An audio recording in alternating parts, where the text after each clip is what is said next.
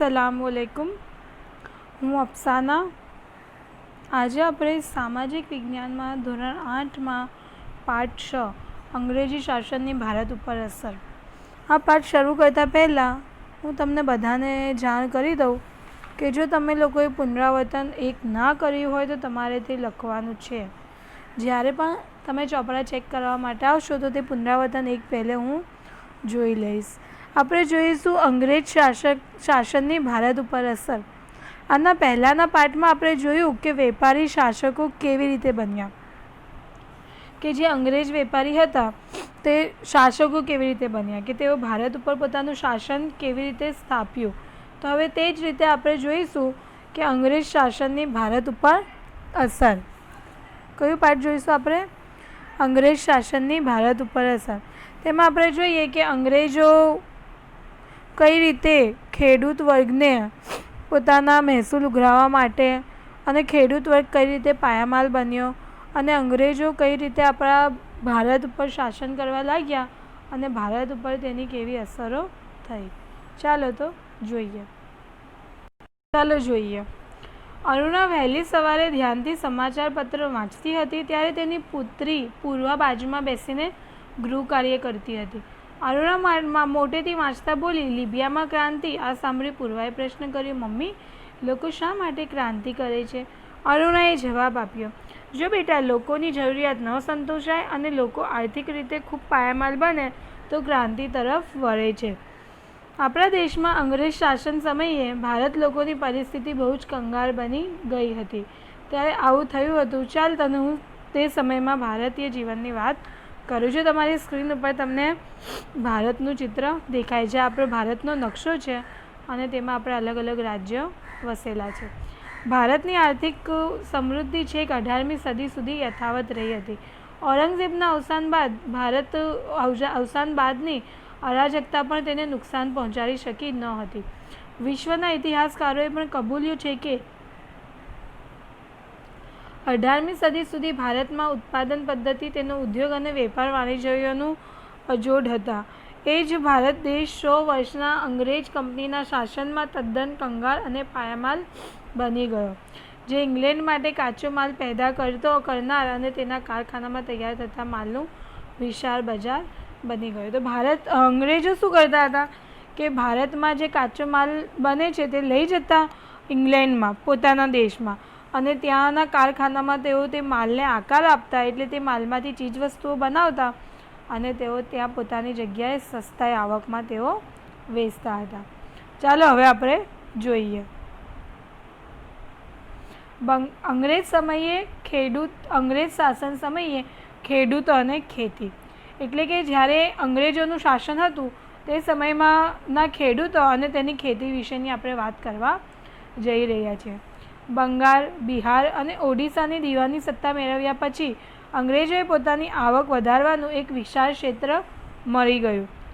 ખેડૂત વર્ગ અને ખેતીવાડીના ભોગે તેઓ વધારેમાં વધારે મહેસૂલ ઉઘરાવવા લાગ્યા. અંડરલાઇન કરજો, ખેડૂત વર્ગ અને ખેતીવાડીના ભોગે તેઓ વધારેમાં વધારે મહેસૂલ ઉઘરાવવા લાગ્યા. કોણ મહેસૂલ ઉઘરાવવા માંડ્યા? ખેડૂતો. અંડરલાઇન કરજો, પરિણામે ખેડૂત વર્ગ પાયામાલ થયો. તો વધારે અંગ્રેજો મહેસૂલ ઉઘરાવે, મહેસૂલ એટલે એક જાતનું ટેક્સ, કર, તે ઉઘરાવે, તેનાથી ખેડૂતો કેવા થઈ ગયા? પાયામાલ એટલે ગરીબ થઈ ગયા. અહીંયા સુધી અંડરલાઇન કરજો. ઘણી વખત ઘરના દાગીના વેચીને પણ ખેડૂતો મહેસૂલ ભરી શકતા નહીં. પરિણામે તેમની જમીન વેચી નાખવામાં આવતી. ખેડૂતોની ઘણી ખરી જમીન દેવામાં ડૂબી જતી. કેટલાક ખેડૂતો શાહુકારોને ભારે વ્યાજ પ્રથાનો ભોગ બની પાયામાલ થયા. ખેતીવાડી ભાંગી પડી. તેમાં અંડરલાઇન કરજો, તેમાં ઈસવીસન 1770માં બંગાળમાં દારૂલ દુષ્કાળ પડ્યો. ભૂખમારાને કારણે લાખો લોકો મરી ગયા. કોર્નવોલિસ નામના ગવર્નર જનરલે કાયમી જમાબંધી નામની મહેસૂલ પદ્ધતિ અમલમાં મૂકી. અહીંયા સુધી અંડરલાઇન કરજો. તમારી સ્વાધ્યાય પોથીમાં 1 માર્કના પ્રશ્નોમાં છે કે કયા ગવર્નર જનરલે કાયમી જમાબંધી નામની મહેસૂલ પદ્ધતિ અમલમાં મૂકી? તો કોર્નવોલિસ નામના ગવર્નર જનરલે, બરાબર. અને તેમણે અને એમ પૂછે કે કયા વર્ષમાં બંગાળમાં દારૂલ દુષ્કાળ પડ્યો? તો ઈસવીસન 1770માં. અથવા એમ પણ પૂછે કે 1770માં બંગાળમાં શું થયું હતું, તો શું આવશે? દારૂલ દુષ્કાળ. જો તમારી સ્ક્રીન ઉપર તમને ફોટો દેખાય છે, આ ખેડૂતો અંગ્રેજોને પોતાના ઘરના દાગીના વેચીને પણ તેઓ મહેસૂલ ભરતા હતા. મહેસૂલ એટલે કર ભરવો. જે કોર્નવોલિસ હતો તેને કાયમી જમાબંધી નામની મહેસૂલ પદ્ધતિ અમલમાં મૂકી, જે આપણે જોઈ ગયા. તો આ તમારી સ્ક્રીન ઉપર તમને દેખાય છે, આ લોર્ડ કોર્નવોલિસ છે અને તેને કાયમી જમાબંધી નામની પદ્ધતિ અમલમાં મૂકી હતી.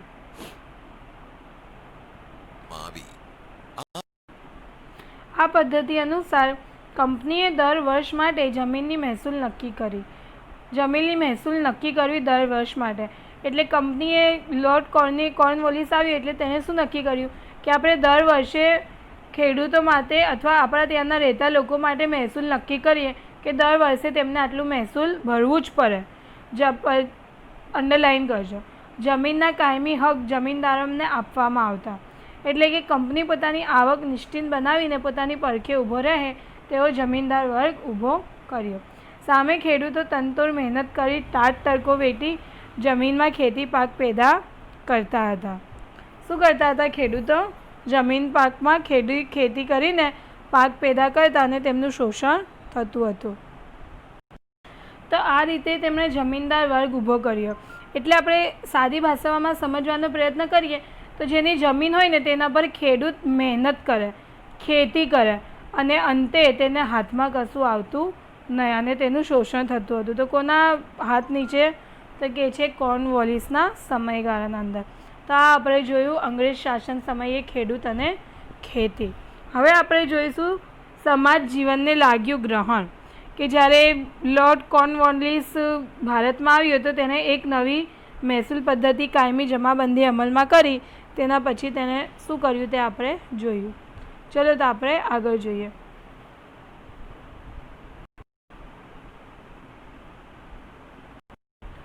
અંગ્રેજી રાજ્યતંત્રના આવા વહીવટથી આપણા દેશની પુરાણી ગ્રામ સ્વરાજ્યની પ્રથા નાશ પામી. જૂના વખતમાં દરેક ગામ એક નાના પ્રજાસત્તાક જેવું હતું. ગ્રામ પંચાયતો ગામડાઓનો બધો વહીવટ સંભાળતી હતી. દેશની કરોડરજ્જુ તે ગ્રામ સ્વરાજ્યની સંસ્થા હતી. અંડરલાઇન કરજો બધા કે અંગ્રેજી રાજ્યતંત્રના વહીવટથી આપણા દેશની જૂની ગ્રામ સ્વરાજ્યની સંસ્થા નાશ પામી. એટલે કે જે આપણી ગ્રામ પંચાયત હતી કે દેશના બધા આપણા ગામમાં જે મોટા વડીલ વ્યક્તિ હોય તે જાય અને જેને કોઈ પણ તકલીફ હોય કે કોઈ પણ વસ્તી વાતો ઘાટો હોય તો તે ગામડાના મુખ્ય પ્રમુખને કહે અને જે ફેસલો જે નિર્ણય આપે તે નિર્ણય આખરી ગણાતો. પરંતુ આપણા રાજ્યમાં અંગ્રેજી રાજ્યતંત્રના આવવાથી આપણી આ ગ્રામ પંચાયત પણ વિખેરાઈ ગઈ.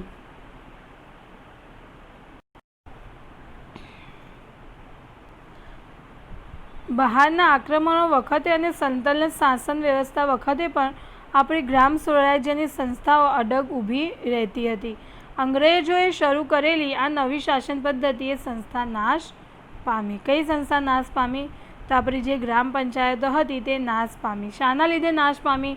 તો કે આપણા ત્યાં અંગ્રેજી રાજ્યતંત્ર આવવા માંડ્યું એના હિસાબે આપણી આ સંસ્થા નાશ પામી. કંપની સરકાર દ્વારા સામાજિક સુધારાની જે રીત અપનાવી તેને લોકોમાં ભય ઊભો કર્યો. લોકોને લાગ્યું કે સરકાર ઇરાદાપૂર્વક ખ્રિસ્તી ધર્મનો અંગીકાર કરાવી ભારત ધર્મ અને સંસ્કૃતિનો નાશ કરવા માંગે છે. કોને એવું લાગ્યું? અંડરલાઇન કરજો.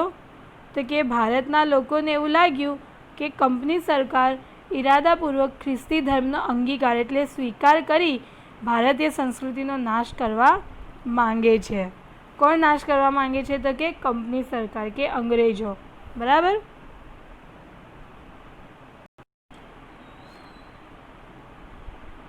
રેલવે અને લશ્કરમાં ભારતની સામાજિક વ્યવસ્થાથી વારંવાર અવગણના કરવામાં આવી તેવી માન્યતા લોકોમાં ઊભી થઈ. આગ્રામાં એવું ફરમાન બહાર પાડવામાં આવ્યું કે દરેક હિન્દીએ અંગ્રેજને સલામ ભરવી. જો તેમ ન કરવામાં આવે તો તે દંડ કે સજાને પાત્ર ગણાતું. પરિણામે અંગ્રેજો પ્રત્યે ભારતીય દિલમાં રોષ અને નફરતની લાગણી ઉત્પન્ન થઈ. ચાલો હવે આપણે જોઈએ ભારતીય વેપાર અને ઉદ્યોગોનો નાશ. હિન્દની હાથસારો એટલે કે યુરોપ અને એશિયાને જોઈતો કાપડનો બધો માલ પૂરો પાડતી હતી. યુરોપ અને એશિયાને જોઈતા કાપડનો માલ ભારતનો ગૃહ ઉદ્યોગ દ્વારા પૂરો પાડવામાં આવતો હતો. ગૃહ ઉદ્યોગ એટલે કે ઘરમાં જે નાના પાયા પર ઉદ્યોગ કરવામાં આવે છે તેને આપણે ગૃહ ઉદ્યોગ તરીકે ઓળખવામાં આવે છે. કે યુરોપ અને એશિયા એટલે કે જે અંગ્રેજના જે દેશો હતા ત્યાં જેટલો પણ માલ જોઈતો હતો તે બધો માલ કોણ પૂરો પાડતો હતો? આપણા ત્યાંના નાના પાયા ઉપરના ગૃહ ઉદ્યોગો દ્વારા પૂરો પાડવામાં આવતો હતો. હિંદમાં બનતું શણ, ઊન, રેશમ અને સુતરાઉ કાપડની વિદેશમાં માંગ રહેતી, તેમજ ઢાકાના મુલાયમ બારીક મલમલની દુનિયામાં મોટી માંગ રહેતી હતી. જો તમારી સ્ક્રીન ઉપર દેખાય છે અને તમારે આને અંડરલાઇન કરવાનું રહેશે કે ભારતમાં શણ, ઊન, રેશમ, સુતરાઉ કાપડ, મલમલ વગેરેની આખી દુનિયામાં માંગ હતી અને તે ક્યાંથી બનતું હતું? તે ભારતમાં બનતું હતું. અને તેને કોણ બનાવતું હતું? તો કે ભારતના લોકો ગૃહ ઉદ્યોગ દ્વારા તેનું ઉત્પાદન કરતા હતા. ગૃહ ઉદ્યોગ એટલે નાના પાયા ઉપર કરવામાં આવતો ઉદ્યોગ, એટલે તેના માટે મોટી ફેક્ટરીઓ, મશીનનો ઉપયોગ કરવામાં આવતો ન હતો. તમારી સ્ક્રીન ઉપર દેખાય છે ને બધાને? તેમજ ભારતમાં કાપડ, સુરખોળ, મીઠું, સાકર વગેરે માલની નિકાસ થતી અને તેના બદલામાં ભારતમાં અદરક, સોના, ચાંદીની આયાત થતી હતી. જો આ તમારી સ્ક્રીન ઉપર તમને દેખાય છે, આ પહેલાંનું એક બંદર છે કે જેના એ બંદર એટલે દરિયા કિનારા પરથી આપણે એક જગ્યાએથી બીજી જગ્યાએ માલ સામાન મોકલી શકતા હતા અને બીજી જગ્યાએથી સામાન આપણા દેશમાં લાવી શકતા હતા. તો આપણા ત્યાં જે વસ્તુઓ ઉત્પન્ન થતી હતી તેને આપણે બીજા દેશમાં આપણે તેને નિકાસ કરતા અને ત્યાંથી આપણે સોના ચાંદીની આયાત એટલે મેળવતા હતા. નિકાસ એટલે મૂકવું અને આયાત એટલે લાવવું. તો આપણે અહીંયાથી મીઠું, સાકર, કાપડ વગેરે ત્યાં મોકલતા હતા અને ત્યાંથી આપણે સોના ચાંદીની ખરીદી કરતા હતા. અંગ્રેજ શાસનનો અમલ થતાં જ આ સ્થિતિ બદલાઈ ગઈ. અંડરલાઇન કરજો. સોના ચાંદીના પ્રવાહ ઉલટી દિશામાં વહેવા લાગ્યા.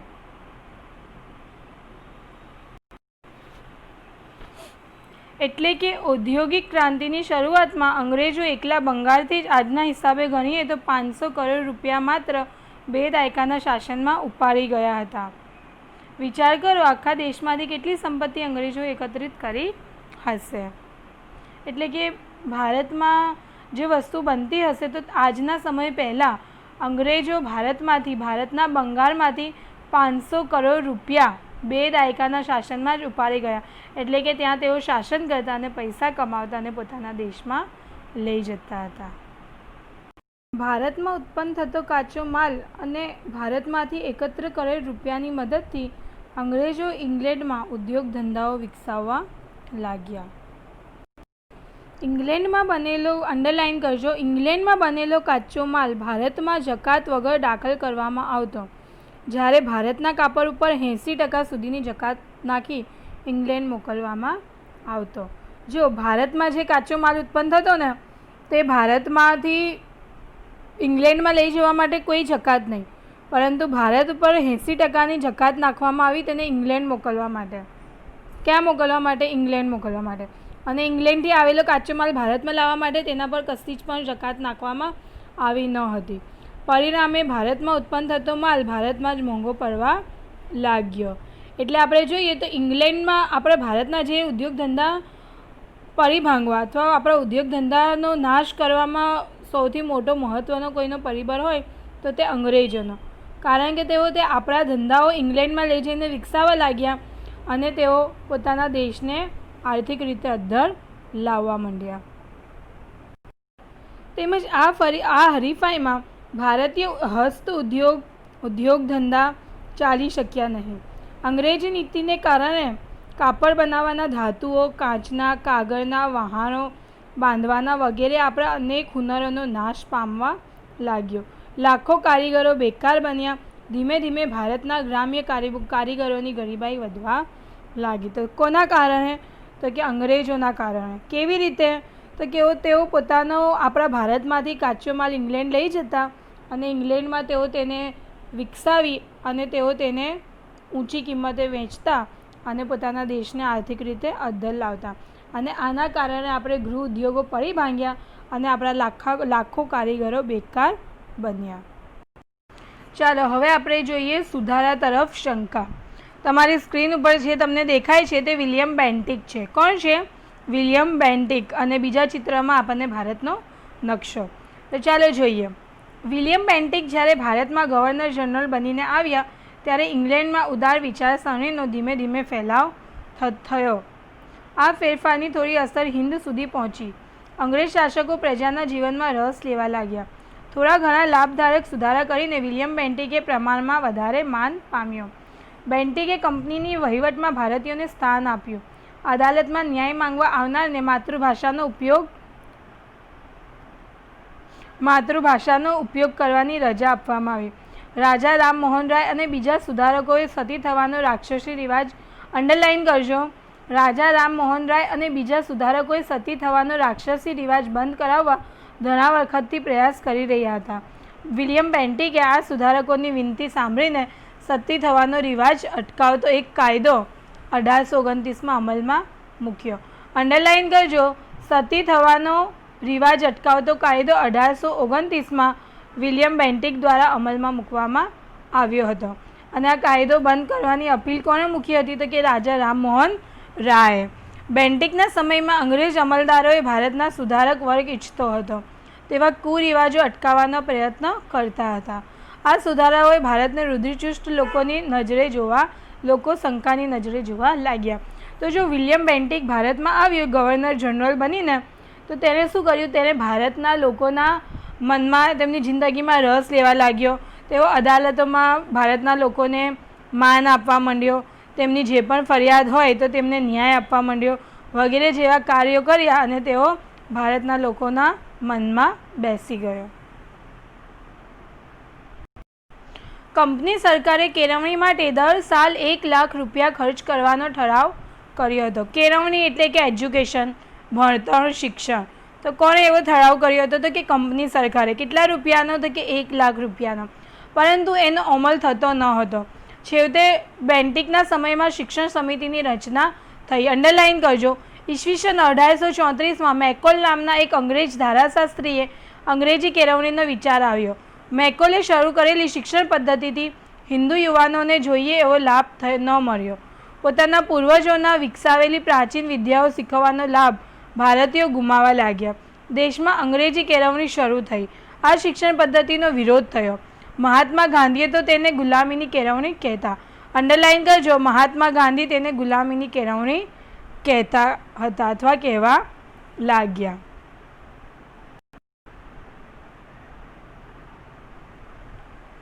આ સમય દરમિયાન ઈસવીસન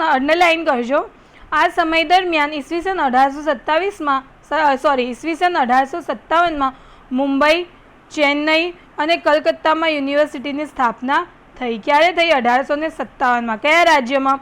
મુંબઈ, ચેન્નઈ અને કોલકાતામાં. અંગ્રેજી શિક્ષણથી અંગ્રેજોને જોઈતા ભણેલા કર્મચારીઓ મળવા લાગ્યા. તેમ છતાં ભારતીયોએ આ શિક્ષણ મેળવવા લાગ્યા અને તેમાંથી સ્વાતંત્ર્ય માટે રાષ્ટ્રવાદીનું માનસ ઘડાવા લાગ્યું.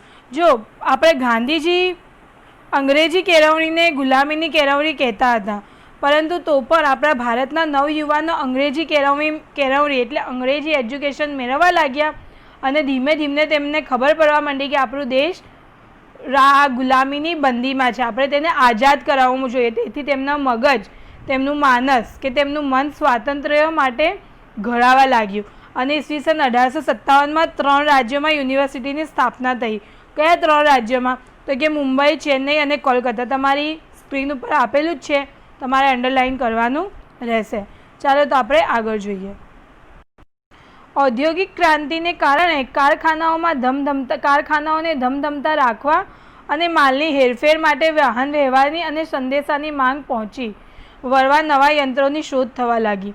હિન્દમાં પણ તેનો ઉપયોગ કરવામાં આવે તો આપણા વેપારને લાભ મળશો તેમજ લશ્કરી અંકુશ પણ રાખી શકાશો.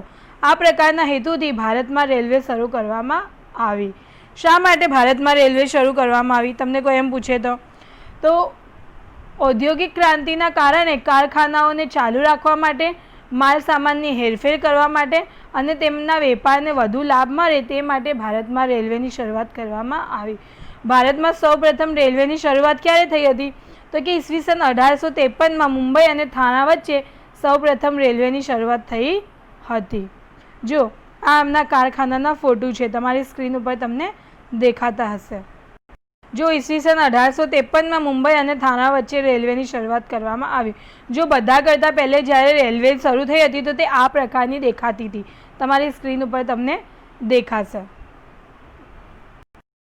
ભારત જેવા વિશાળ દેશના દરેક ભાગ ઉપર ચાંપતી નજર રાખવા અને પરદેશી રાજ્યોને સંદેશા આપવા માટે જરૂર જણાય ત્યારે અંડરલાઇન કરજો, જરૂર જણાતા ઈસવીસન 1854થી ટપાલ અને તાર સંદેશા વ્યવહારની આધુનિક પદ્ધતિ અપનાવવામાં આવી.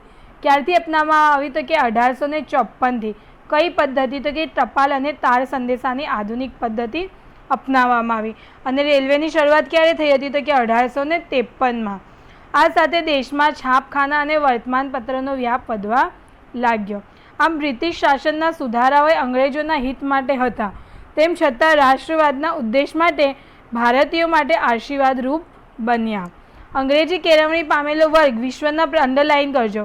અંગ્રેજી કેળવણી પામેલો વર્ગ વિશ્વના પ્રવાહોથી વાકેફ થયો તેમજ તેના દ્વારા થયેલા સમાજ સુધારા અને રાષ્ટ્રીય જાગૃતિના કાર્યોની અસર ખૂબ જ ઊંડી પડી.